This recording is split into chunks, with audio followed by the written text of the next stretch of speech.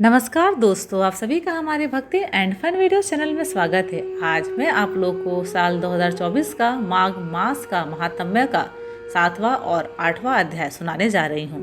तो चलिए भक्तों, श्रवण करते हैं। चित्रगुप्त ने उन दोनों के कर्मों की आलोचना करके दूतों से कहा कि बड़े भाई कुंडल को घोर नरक में डालो और दूसरे भाई विकुंडल को स्वर्ग में ले जाओ, जहाँ उत्तम भोग है। तब एक दूत तो कुंडल को नरक में फेंकने के लिए ले गया और दूसरा दूत बड़ी विनम्रता से कहने लगा कि हे विकुंडल, चलो तुम अच्छे कर्मों से स्वर्ग को प्राप्त होकर अनेक प्रकार के भोगों को भोगो। तब विकुंडल बड़े विस्मय में के साथ मन में संशय धरकर दूत से कहने लगा कि हे यमदूत, मेरे मन में बड़ी भारी शंका उत्पन्न हो गई है, अतएव मैं तुमसे कुछ पूछता हूँ। कृपा करके मेरे प्रश्नों का उत्तर दो। हम दोनों भाई एक ही कुल में उत्पन्न हुए, एक जैसे ही कर्म करते रहे। दोनों भाइयों ने कभी कोई शुभ कार्य नहीं किया, फिर एक को नरक क्यों और दूसरे को स्वर्ग किस कारण प्राप्त हुआ? मैं अपने स्वर्ग में आने का कोई कारण नहीं देखता। तब यमदूत कहने लगा कि हे विकुंडल, माता पिता, पुत्र, पत्नी, भाई, बहन से सब संबंध जन्म के कारण होते हैं और जन्म कर्म को भोगने के लिए ही प्राप्त होता है। जिस प्रकार एक वृक्ष पर अनेक पक्षियों का आगमन होता है, उसी तरह इस संसार में पुत्र, भाई, माता पिता का भी संगम होता है। इनमें से जो जैसे जैसे कर्म करता है वैसे ही फल भोगता है। तुम्हारा भाई अपने पाप कर्मों से नरक में गया, तुम अपने पुण्य कर्म के कारण स्वर्ग में जा रहे हो। तब विकुंडल ने आश्चर्य से पूछा कि मैंने तो आजन्म कोई धर्म का कार्य नहीं किया, सदैव पापों में ही लगा रहा। मैं अपने पुण्य के कर्म को नहीं जानता। यदि तुम मेरे पुण्य के कर्म को जानते हो तो कृपा करके बताइए। तब देवदूत कहने लगा कि मैं सब प्राणियों को भली भांति जानता हूँ, तुम नहीं जानते। सुनो, हरिमित्र का पुत्र सुमित्र नाम का ब्राह्मण था, जिसका आश्रम यमुना नदी के दक्षिणोत्तर दिशा में था। उसके साथ जंगल में ही तुम्हारी मित्रता हो गई और उसके साथ तुमने 2 बार माघ मास में श्री यमुना जी के स्नान किया था। पहली बार स्नान करने से तुम्हारे सब पाप नष्ट हो गए और दूसरी बार स्नान करने से तुमको स्वर्ग प्राप्त हुआ। सो हे वेश्वर, तुमने 2 बार माघ मास में स्नान किया, इसी के पुण्य के फल से तुमको स्वर्ग प्राप्त हुआ और तुम्हारा भाई नरक को प्राप्त हुआ। दत्तात्रेय जी कहने लगे कि इस प्रकार वह भाई के दुखों से अति दुखित होकर नम्रतापूर्वक मीठे वचनों से दूतों से कहने लगा कि हे दूतों, सज्जन पुरुषों के साथ 7 पग चलने से मित्रता हो जाती है और यह कल्याणकारी होती है। मित्र प्रेम की चिंता न करते हुए तुम मुझको इतना बताने की कृपा करो कि कौन से कर्म से मनुष्य यमलोक को प्राप्त नहीं होता, क्योंकि तुम सर्वज्ञ हो।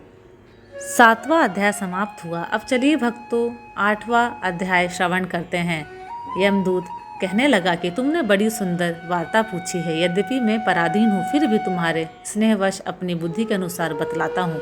जो प्राणी काया, वाचा और मनसा से कभी दूसरों को दुख नहीं देते, वे यमलोक में नहीं जाते। हिंसा करने वाले वेद, यज्ञ, तप और दान से भी उत्तम गति को नहीं पाते।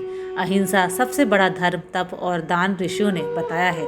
जो मनुष्य जल या पृथ्वी पर रहने वाले जीवों को अपने भोजन के लिए मारते हैं, वे कालसूत्र नामक नरक में पड़ते हैं और वहां पर अपना मांस खाते हैं और रक्त पीप पान करते हैं तथा पीप की कीच में उनको कीड़े काटते हैं। हिंसक, जन्मांध, काने, कुबड़े, लूले, लंगड़े, दरिद्र और अंगहीन होते हैं। इस कारण इस लोक तथा परलोक में सुख की इच्छा करने वाले को काया, वाचा तथा मन में दूसरों का द्रोह नहीं करना चाहिए।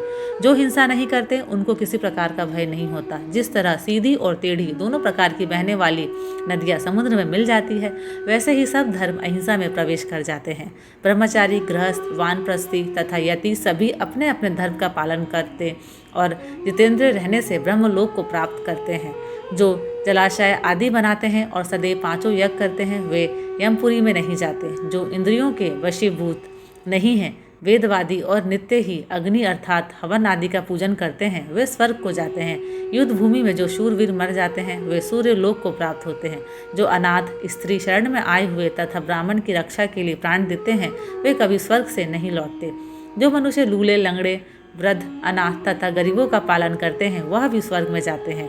जो मनुष्य गौओं के लिए पानी का आश्रय करते हैं तथा कुआं, तालाब और बावड़ी बनवाते हैं, वे सदैव स्वर्ग में निवास करते हैं। जैसे जैसे जीव इनमें पानी पीते हैं, वैसे ही उनका धर्म बढ़ता है। जल से ही मनुष्य के प्राण हैं, इसलिए जो प्याऊ आदि लगाते हैं, वह अक्षय स्वर्ग को प्राप्त होते हैं। बड़े बड़े यज्ञ भी वह फल नहीं देते जो अधिक छाया वाले वृक्ष मार्ग में लगाने से देते हैं।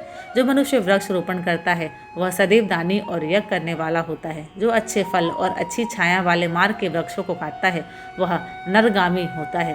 तुलसी का पौधा लगाने वाला सब पापों से छूट जाता है। जिस घर में तुलसी वन है वह घर तीर्थ के समान है और उस घर में कभी यमदूत नहीं जाते। तुलसी की सुगंध से पितरों का चित्त आनंदित हो जाता है और वे विमान में बैठकर विष्णु लोक को जाते हैं। नर्मदा नदी का दर्शन, गंगा का स्नान और तुलसी दल का स्पर्श, यह सब बराबर बराबर फल देने वाले हैं। हर एक द्वादशी को ब्रह्मा भी तुलसी का पूजन करते हैं। रत्न, सोना, फूल तथा मोती की माला के दान का इतना पुण्य नहीं जितना तुलसी की माला के दान का है। जो फल आम के 1000 और पीपल के 100 वृक्षों को लगाने से होता है वह तुलसी के एक पौधे के लगाने से होता है। पुष्कर आदि तीर्थ, गंगा आदि नदी, वासुदेव आदि देवता सब ही तुलसी में वास करते हैं। जो एक बार, 2 या 3 बार रेवा नदी से उत्पन्न शिव मूर्ति की पूजा करता है अथवा स्फुटिक रत्न के पत्थर से आप निकले हुए तीर्थ में, पर्वत या वन में रखी हुई शिव की मूर्ति की पूजा करता है और सदैव ओम नमः शिवाय मंत्र का जाप करता है। यमलोक की कथा भी नहीं सुनता। प्रसंग, शत्रुता, अभिमान से शिव पूजा के समान पापों को नष्ट करने वाला तथा कीर्ति देने वाला 3 लोक में और कोई काम नहीं है। जो शिवालय स्थापित करते हैं वे शिव लोक में जाते हैं। ब्रह्मा, विष्णु तथा शिव का मंदिर बनाकर मनुष्य वैकुंठवासी होता है। जो भगवान की पूजा के लिए फूलों का बाग लगाते हैं वे धन्य हैं। जो माता पिता, देवता और अतिथियों का सदैव पूजन करते हैं वे ब्रह्मलोक को प्राप्त होते हैं। 8वां अध्याय समाप्त हुआ। धन्यवाद। आशा करती हूँ कि आपको ये मेरे वीडियोस पसंद आते हैं। अगर आपको मेरे वीडियोस पसंद आते हैं तो प्लीज़ लाइक, शेयर और सब्सक्राइब ज़रूर करें।